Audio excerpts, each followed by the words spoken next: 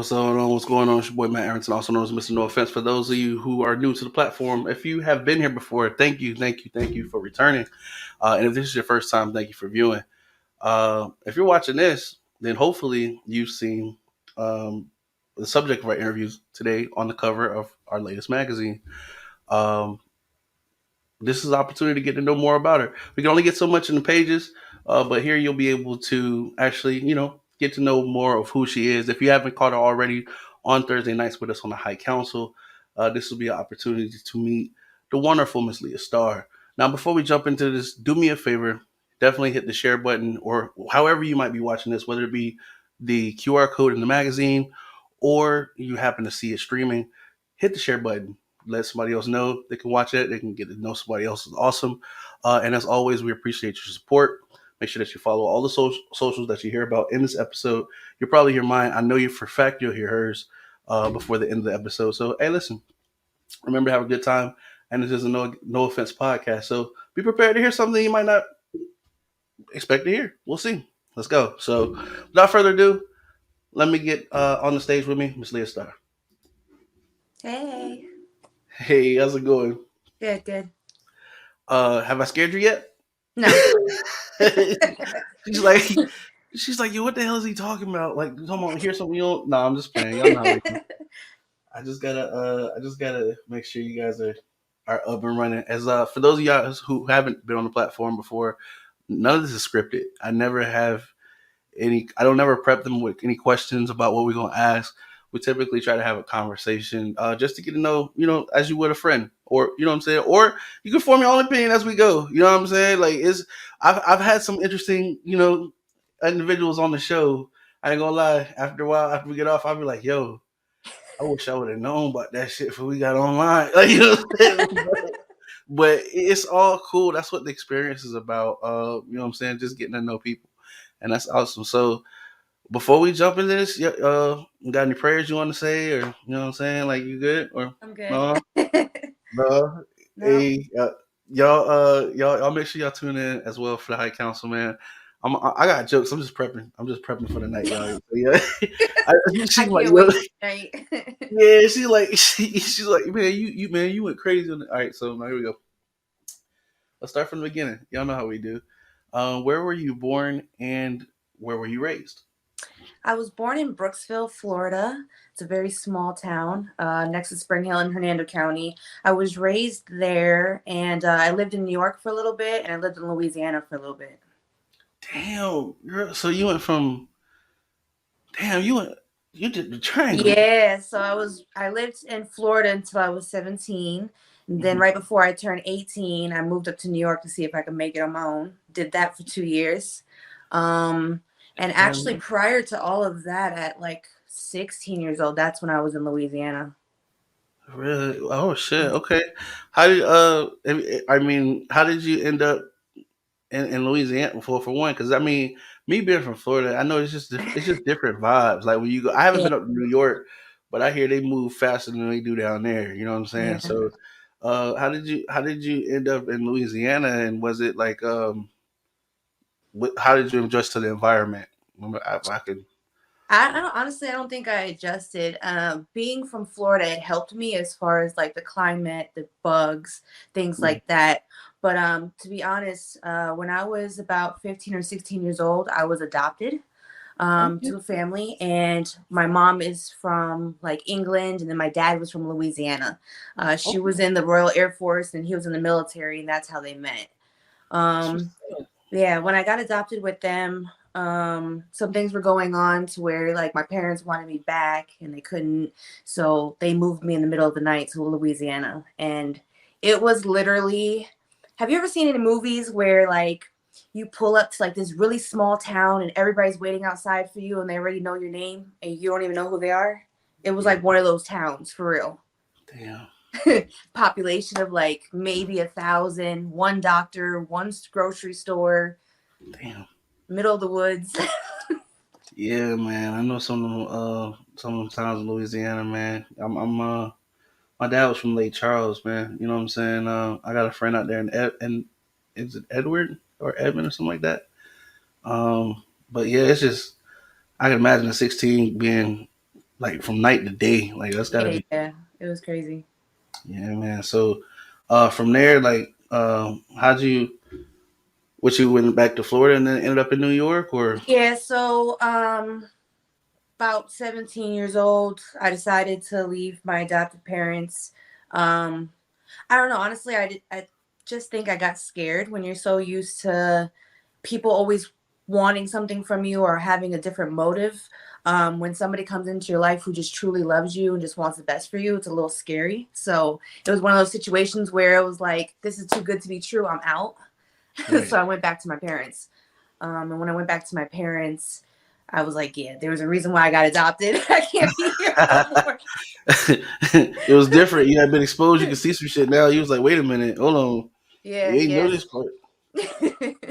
I understand. I understand. Believe it or not, our story is a lot closer than you think. But that's crazy. But I'm glad you were able to adjust. So how did you? So what made you want to? You know what I'm saying? Head up to New York. Like that's So my dad's from New York, and every year, growing up, I used to visit there, go there for the summer, and visit all family and stuff like that. So I always had a love for the city and stuff like that. But it was one of those situations where it was like, you know how everybody says if you can make it in New York, you can make it you can make it anywhere, anywhere. Yeah. right? So I literally like left with 75 cents in my pocket and moved to New York, and ended up getting a place within a month and getting a job, and I ended up staying there for almost 2 years. That's wild, man. Hey, that's hey, shout out to you for making it, man. You gotta have a hustle. Now, I had never been up there. I had a homie, rest in peace, Dan. So he actually used to be on the high council, but he was up there, man.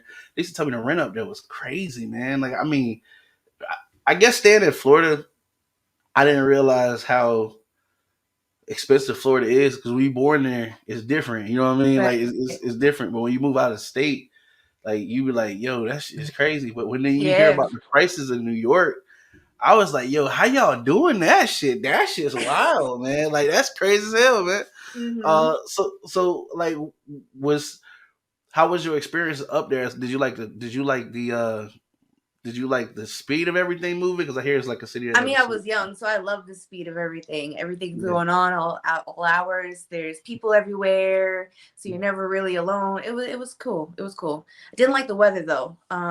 That's the only yeah. thing. So even though I lived in New York, I actually didn't see snow until recently because every Mhm. time it got so cold, I left. I couldn't take it. Hey, I understand. Like the AC. I think it's like 60 right now, and I'm already looking for a reason to turn the heater on, man. Like hey, I'm sorry. I'm a Florida boy, man. I need the heat. But Mhm. all right. So you come back to Florida. You know what I'm saying? Throughout it all, was there anything that you? What were some of the things that you were learning or picking up as you? Because as you're always constantly growing and things like that. But what are some of the lessons that you're learning as you're making these different transitions? You know what I'm saying? That kind of made you come back to Florida. Um, a lot was happening that made me go back to Florida. I was young, you know what I mean? So when you're young, you make sometimes bad decisions or you think they're good decisions and they turn out to be bad. And, um, you got to survive. You got to hustle. You got to survive. You got to maintain. So there were some things going on in New York um, that weren't the best. And I realized I didn't really want that life. You know what I mean? And although I was making it and I was doing good, it was kind of like get away from people, places, and things. Yeah. So, and then, you get into a relationship, things like that, things go south. So it was just one of those things all around. It was like, New York's really not my home. I just wanted to see if I could do it and it was cool and everything. But But yeah, you was good on that. yeah, I was good on that, honestly. It opened my eyes because no, I'm be real. Being from, little old Brooksville, Florida, like you think you know things, right? You think Yeah. you see things, you think you're hip to stuff. And then you go to like a city like New York where they're fast paced from young. Yeah. And I was really naive. I really realized in that moment how country I was, how naive I was, how young I was. Hey, it's crazy. That's crazy. It seems to be like those are the fastest growing up. That's the fastest growing up you can get. Mhm. Like that's when the world realized. Like that's when you realize. Like I don't know, miles away from home. I feel like there's a lot of growing up like that happens because you ain't had no choice. Like Yeah, you're it's forced to stand on your own. yeah. It's like you either gotta get with it or. But at least you were humble enough to say like, "Yo, this shit is not what I thought it was gonna be. Like, you know, because some people for whatever reason was still. I'm not saying that people should like jump ship, but what I'm saying is some people will ignore some, I guess, what people call red signs, or you know what I'm saying, red flags or whatever the fuck. Yeah. But it's like, but other people have that perseverance to be like, no, I'm not gonna let this beat me or whatever. So I shout out to you for even making it for 2 years. I You mean, know what don't I'm get me saying? wrong. Okay, yeah. So I did the same thing too. Like I tried to stick it out. I didn't want no one to know, like, or I didn't want to feel like I was failing or I was waving the white flag. But after getting kicked down so many times, it's kind of like either you're gonna keep doing the same thing expecting a different result, or you're gonna change the situation. So I changed the situation. And I commend you for doing that because I see some. That's what I'm saying. I guess as you grow up, your perception of things kind of change because like from an immature mind, you're like, oh, a person giving up, but it's not that they're giving up, bro. Like wisdom comes with experience, so it's kind of like maybe like you said, like how you did. You say you changed the situation, but I feel like you're in a much better place because you seem to be like you're doing. You know what I'm saying? You seem to be doing much. I didn't know you back then, but you seem to be like in a happier spot now. Like as far as Yeah. where you are present day, Mhm. or else would you say that you are now? You know Oh what I'm yeah, saying? definitely. It took a lot of lessons, to love myself, to figure out really who I am, what do I want, things like that. So I'm definitely happier now. And although a lot of those lessons really sucked and I didn't want to go through them and they were hard and they hurt, Yeah. they were really needed to make me the person that I am today. Without those lessons, I wouldn't be who I am now. I wouldn't have the strength and the knowledge and the wisdom to, you know what I mean, to make certain choices that are the right choices now. Facts. I always say, you know what I'm saying, you don't get to decide what lessons you learn when you learn them.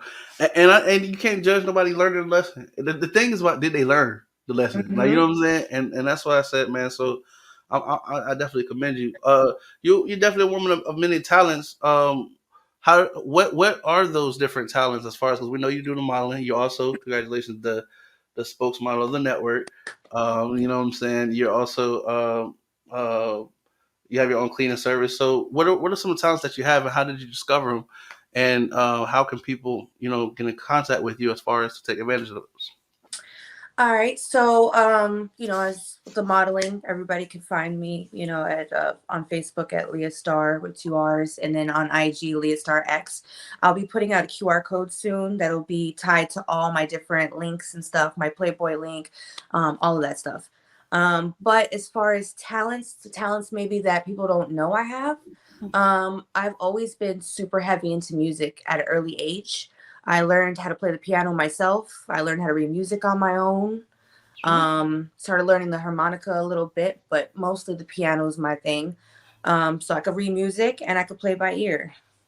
What? Get out of here! What? This is what I'm talking about. That's why, man. That's why I love when we do these interviews. Because let me find out you a pianist too. Okay, cool. Yeah, So and if you harmonica. guys stay tuned, I'm actually gonna have a song I'm gonna be recording soon. So here in the next 2 weeks. Oh snap! Listen, man, I'm happy to hear. You know, I'm gonna be on the lookout for sure. So, as far as harmonica, how did you get into that? Are you self taught? Who and Self-taught. Yeah, all my music is always self-taught. who did you like? What got you into that? Or you know Again, what I'm saying? just a real big love for music. Certain things inspire me. So it could be that I'm just hearing a really dope melody and I hear a harmonica and the music and I'm just like, oh, I want to play that song. So I'll sit there and I'll keep at it until I learn how to play the song, whether it be on an instrument or you know what I mean? So Man, that's wild. Yeah, because I never forget when I got my first harmonica. I almost hyperventilated, man. I cause, you know what I'm saying. I my used to dogs hear. were howling. They still howl. I Yeah, don't know. it's crazy. Do you listen to any like different harmonica players, or you listen to just overall any kind of Just genre, any or kind just of everything? music, especially like the old music and stuff, like old school music. That has like a lot of different stuff. Not anybody in particular that I listen to. It's just again whatever I'm feeling, whenever I get inspired to. It's just what I do. Um, Another thing a lot of people don't know about me is I did like fighting and boxing and stuff like that for like over 10 years, as well as played football for about a good 5 years.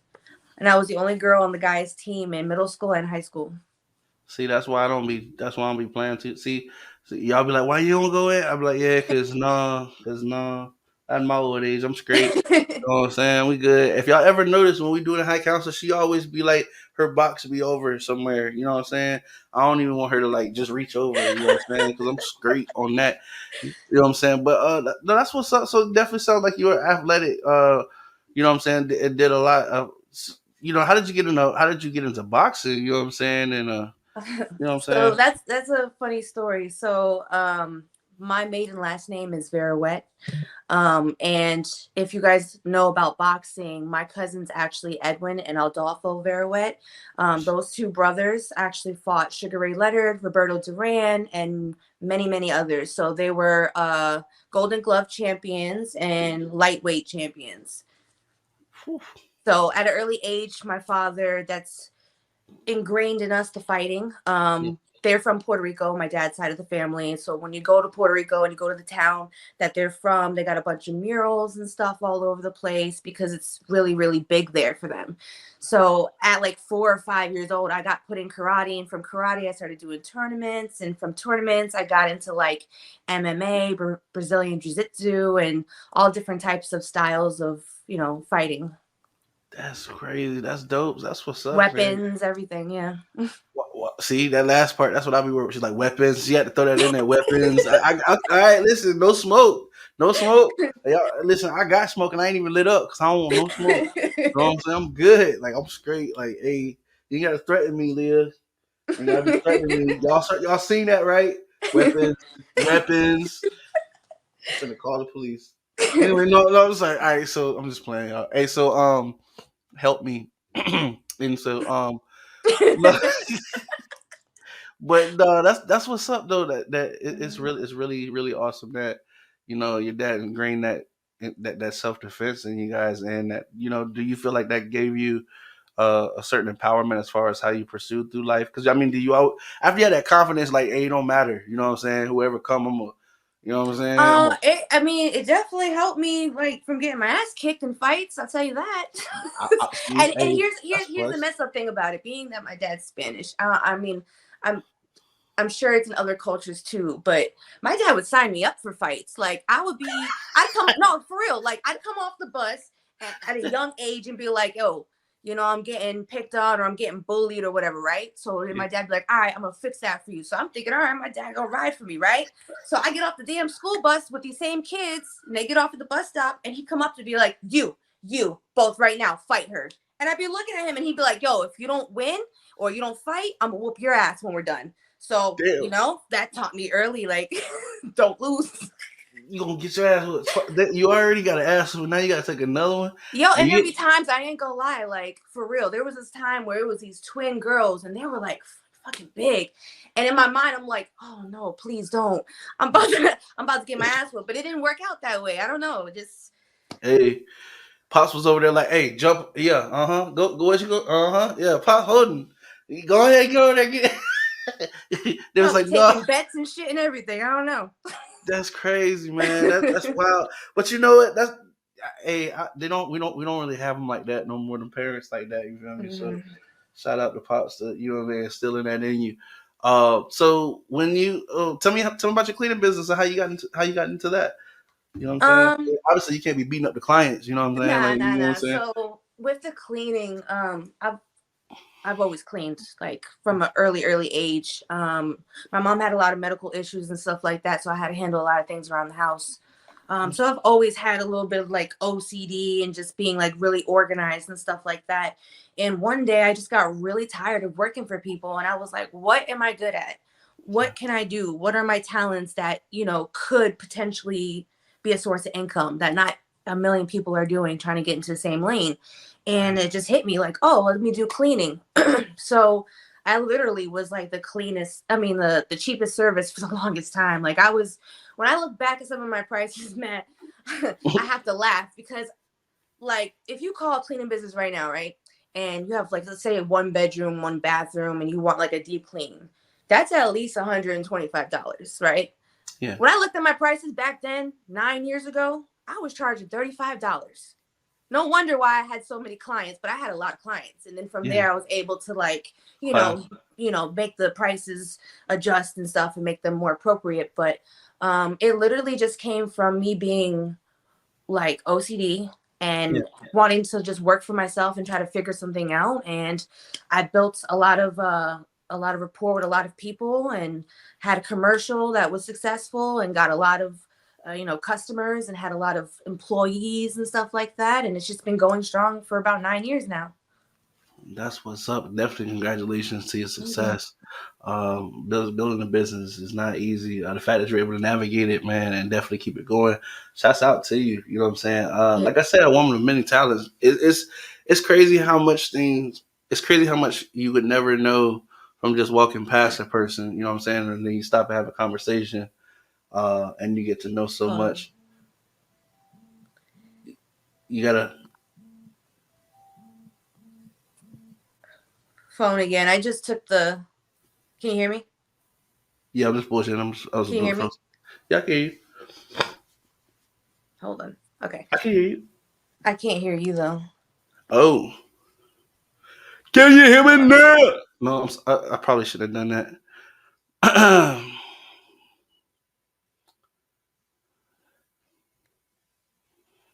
All right, I can hear you again. Say something. Man, Yeah, I'll just play. I'll just I was like, wait a minute, I hear play. sound. That's why I was like, Yo, wait a minute. oh man, yeah, no, I'm just That was playing. funny. No, this got to be the most fun interview, right? Like hey, I'm trying to do something different. Um, but no, that's what's up. What would you say are some of the greatest skills that you've learned thus far, or some of the most useful skills that you've learned thus far in your life that's helped you, to this point, to that's gotten you to this point in your life? Well, one that I'm still working on a little bit is patience for sure. Yeah, Definitely patience. Um, Respect and loyalty. That's my biggest things in life, and it goes both ways. I try to give it as well as I like to receive it, because honestly, a lot of things fall under those two things. You know what I mean? It's a big umbrella, and a lot of different traits and stuff fall underneath that. Because if you don't have those two things, you don't really have nothing else. that's real shit, man. Real spill. That's a real spill. I mean, like you said, you thank God your father had. He sounded like he was like one of the old school. You know what I'm saying? Kind Yeah, of that cat. man used to make me kneel on rice. He was definitely old school. Whoa, shit, man. Meal on rice. God, my Yo, knees hurt yo, when one you time, said that. yeah, Oh one time he told me to go get the bag of rice, and they used to make me pour it out myself, right? So no. yes, On you go get the bag of white rice, you pour it out, you got to kneel on it for like 5, 10 minutes. And when you think about it, when he first told me to do it, I laughed. I wasn't laughing about a minute later, right? no. So the one of the last times he ever had me do it, I already knew what was coming. So I looked at him and I said, "Can I cook it first?" Oh Yeah, I got in big trouble. Don't yeah, ask your parents if you can cook it first, guys. Don't do that. man. You know the craziest part is like back in the day they didn't have to be like. I guess that was that's what people don't understand. Like I know it's messed up, but back in the day, you got to a point where you just take the whipping, like because we had like wall time, like when you got to stand against the wall, like Mhm. it's a chair. You know what I'm saying? Sitting like kneeling on rice. Dang, you brought it back on that one. That was like, oh my god. You got things that scar you mentally. Like you know what I'm saying? That you can't even. I'd rather just take the whipping. I won't even feel it in 3 days. You know what I'm saying, or whatever. Like it's crazy. Like it's oh yeah. Nowadays is give me your Mhm. iPad, Tom. Give me your like yeah. I'm just saying like it's just different. It's just different. It's wild. Um, but no, I feel bad. I'm glad your knees were able to recover. You know what I'm saying? That's crazy. Like R.I.P. them, man.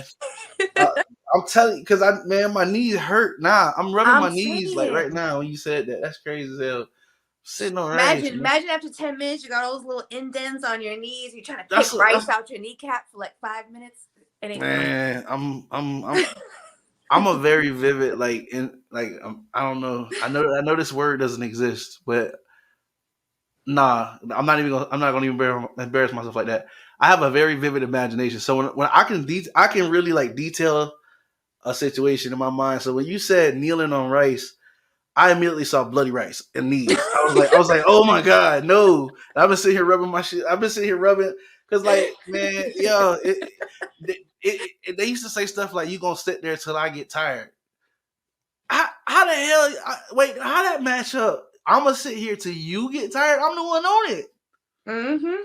You know what I'm saying? That's crazy. So I mean, man, but you like, hey, did you respect the man? Did y'all? Did he ever have really problems out of you, or you? Hey, after a couple times, I was like, nah, I'm good on that. I was good on that. I, was, I, I was good on the rice. Yeah, no, that was just different. So so you said the patience and the respect, and the loyalty. That you know what I'm saying. How do you feel like? How do you feel like you're coming along from that? What makes you feel like? What makes you say that those are the things that you want to? You know what I'm saying, that you want to continue to develop, because I don't know. Like, I feel like some people have it or they don't, but I feel like some people gain it at different points. I guess if they can, and then Right. other people like choose not to do it. It's weird. So how do you determine who's doing what in your life as you continue to go? I guess. I mean, I'm pretty stern in what I believe in and what I expect and stuff like that from people. So whether you have a friendship with me, any type of relationship with me, you kind of know already coming into the situation what I'm gonna play around with, what I'm not gonna play around with, things like that. But a lot of the reasons why I'm so big on those traits is because situations and things have happened to me. So things happen to you in your life when you're growing up, and then you're like, oh wow, you don't ever want to experience those things again. So if I feel like you're being fake, or you show me any type of like where you're not loyal and stuff like that, I cut off the situation quick because I've been hurt by those situations and I don't have time for those games. You know what I mean? Like I'm real big on those things. So I definitely understand that. You know what I'm saying? Again, that comes back from learning from experience, like you said before. So no, I'm just, you know what I'm saying, anxious to see where everyone's head is at. The purpose of these videos, like I tell everyone at the same time, is for people to be able to get to know you, but also, you know, hopefully we do this again over time, and you're able to look back and you see your growth, yeah, as you progress. Because I'm telling you, sometimes I sit back and I look at some of these older interviews, and I'm like, damn, I used to say a lot. And I mean, I still do it a lot, but I'm like, damn, I used to do that shit a lot. Like, that's crazy. Like, you know what I'm saying? yeah, But also to see, as you're thinking back in reflection, that's when I feel like you can really see your growth. Like like most people measure growth from like where they think they're supposed to be, and I always try to encourage people to look at where like where they are versus like where they started, and then you can see your growth. Like you said, yeah. looking at your prices and looking at what they go for now. Man, You know, it's comical. When I seen that, I was like, what was I doing? hey, you were building an empire. You know I what I'm guess. saying? Most people don't look at it that way, but you know what I'm saying? It sounds crazy, but apparently it was successful for you. You know what I'm saying? Yeah, I was hungry for it. You know, you have to have drive, motivation, and hunger for things. You know, you can't just. A lot of people think, and even some of my friends, they see me build my business, and they're like, "Oh, she's doing it. It's easy. Let me just do it." And No. it's not. It's not so much about what you do. Sometimes it's about how you do it. Like a lot of my friends didn't realize the nights that I lost sleep. You know, I couldn't enjoy things and go out places and attend things because I was busy cleaning, working, figuring things out, you know, handling my business. A lot of people don't see all the money, time, and stuff that you put into something, and they think that they can just do it so Yeah. easily. Um, and a lot of people didn't realize, like, they think that I just one day said, "Oh, I'm gonna start a cleaning business," and I just posted it, and it just grew into this amazing thing. And they don't realize I was literally going door to door, driving around, knocking on doors, saying, "Hey, I'll trim your hedges for $10. Hey, I'll clean this," you know, for next to nothing just to get my foot in the door. You know what I mean? And how I literally had to get surgery on my wrist because I done killed my wrist already from putting in so much work. You know what I mean? They don't understand like the long term effects and stuff on things. So Oh, you was in the kitchen? no, I I had to have the just carpal tunnel surgery on both wrists already. So my yeah, bad. I'm just trying to like no, no, that's what's up that you that's what's up that you had that drive, because not everybody has that. You know what I'm saying? And that's really encouraging and really inspiring, because Um, like I said, not everybody has that motivation or that want or that they don't understand what it takes, that sacrifice. And the fact that you were able to figure that out, to execute that and make those sacrifices. Like I said, I commend you, man. I wish I was a little closer because I'm telling you, like, y'all can't see all of everything that's here. But I'd be like, hey, Leah, man, what's the hookup on the on the cleaning shit? Because this shit Hey, is fly me out. crazy. I'll do it. Fly me out. I What got you. if I fly you out? My wife will kill me. I didn't mean it like that. She'll be like, no, I ain't saying nothing like that. I'm saying like she be like, for real. You know how many cleaning supplies we could have bought. You know what I'm saying? Or that ticket. I'd be like, yo, but yeah, nah, she'll kill me. But listen, I'm gonna keep it on the table though. You feel me? Like I got you. Hey, she not here right now, so I'm gonna talk to her because I don't want to die, or else it'll be a whole different kind of cleaning. She'll be calling you. It Hey, won't I be do me. that too. Whoa, see that's what. Hey, so no, I'm good. I'm Not for good. real. Y'all didn't need. Hey, y'all ain't hear me say nothing like that. I'm not saying call me if you do something personally. I'm just saying, Wink, wink. if they need to contract me, if your local sheriff's office needs to contract me If for the local a sheriff, job, you know what uh I huh. mean? I can handle that. Don't call me personally for a cleanup job though. I'm just saying. Make sure you use the burner. All right, so no. No, just with all jokes aside. So where do you see yourself, or where would you like to be in 5 years? Obviously, you got a drive, you got a vision, you got motivation. You know what I'm saying? You've got this this encouragement to keep moving forward. That's internalized. Where do you want to see yourself in 5 years? What's the mission? What's the goal? The mission is to change my business into biohazard cleaning, like I was just telling you about with the joking of the cleanup stuff. Oh, the CSI? You serious? Yeah, yeah, I'm serious. Like, yeah, Oh I'm dead snap! serious. Yeah. So, You dead my serious? goal is, Oh no, yeah, no, dead serious. be alive serious. It's like God, hey, like, Yeah, oh. yeah. So my goal is to switch over to that and then pull back from it completely. Like, set it up for success, hire somebody, put them in place, and then just collect a check from that, and then focus more on what my passion is, which is more like gymnastics. And I want to do more featuring in the clubs and stuff like that. I want to travel more, model, step out my comfort zone more with the modeling, doing other stuff other than, like, nudity or nude implied and different things like that with stuff like that. So That's what's up. That's what's up. I definitely know you can do it. You know what I'm saying? I'm not gonna participate in your entrapment deal earlier that you mentioned. But we are definitely here to support, and we definitely want to help and support any way that we can. Y'all, in case y'all didn't know, like I said, if you're watching this video, you probably already know. This video is being released at the same day that the No Offense Magazine Spring 2024 issue is being released with Leah featured on the cover. Her article in the magazine. So if you're not visiting this from the magazine, make sure you check out the magazine. You know what I'm saying? Make sure you that's get it. right. I'll make sure that you have the link wherever you're watching this. And make sure that you support her journey. You know what I'm saying? Make sure that you follow her on all platforms. There is a magazine page in the magazine that has her links as well. So make sure as you flip it to the magazine, you hit it up. You know what I'm saying? It ain't go.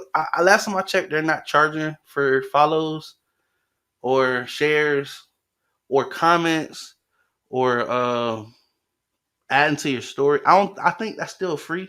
Yeah, it So you know is. what I'm saying. Feel free to use those tools. You know what I'm saying. It don't charge you nothing. You know what I'm saying. Yeah, you know what I'm saying. Definitely do that. Hey, you might. Who never knows? You might gain a fan. You might gain a relationship. You know what I'm saying. Who knows how that's going. So as far as here in the very near future, do you have anything that people should be aware of, or that they should come look out for, or that you might be working on that they should just keep a lookout for? Yeah, so right now I'm currently, if you guys have been following me, you know about the Spark Up clothing line. I'm revamping some things with that so I can release it and put up a website for y'all to make purchases and stuff. Okay. As far as the modeling goes, I will be at Miami Swim Week, June 2nd. I'm finalizing all the details now, but you guys can catch me there. I'll be walking for two different designers. Okay. Um, and then with the featuring, I'm probably going to be entering some contests and different competitions coming up here soon. I don't want to say too much on that until I know exactly what I'm doing. I understand. As far as people who might be interested in like having you come out, to feature? They just reach out to you on one of your Yeah, platforms. absolutely. Reach out to me on platforms. I can do hosting. I can do parties. I can do multiple different things. Definitely check us out on the High Council every Thursday night at 7:30 Eastern Standard Time. And what time for you, Matt? 6:30. 6:30. Yep. So definitely check us out. Catch some laughs. You'll hear all about what I got going on a weekly basis that way as well. I definitely appreciate you, Leah. Listen, it's been an awesome sit down. I can't wait to go here. Of course, I got to do a little bit of editing because I don't want nobody showing up at my door trying to for the biohazard cleanup. You know what I'm saying? You talking about putting people in place to be successful. I don't know if that means hiring hitman or what. You like we go hit them and get them gone too. You know what I'm saying? But no, I was like, but all jokes aside, it's definitely been an awesome interview. I appreciate you coming through. Looking forward to working with you. It's been an awesome opportunity having you on the High Council. You added a whole different element to the show. I think the others can agree. And it's just make sure y'all tune in on Thursdays, man. Hey, listen, don't judge us. We're gonna go from a different mode from here to that show. Yeah. But listen, don't trip because I know some people will clean you up. Yeah. Well, we'll talk On, about that in the High Council. on God, on God. All right. So until then, remember, don't wait on the world to change when you can be the one to change the world. Thanks. We out. Y'all be safe.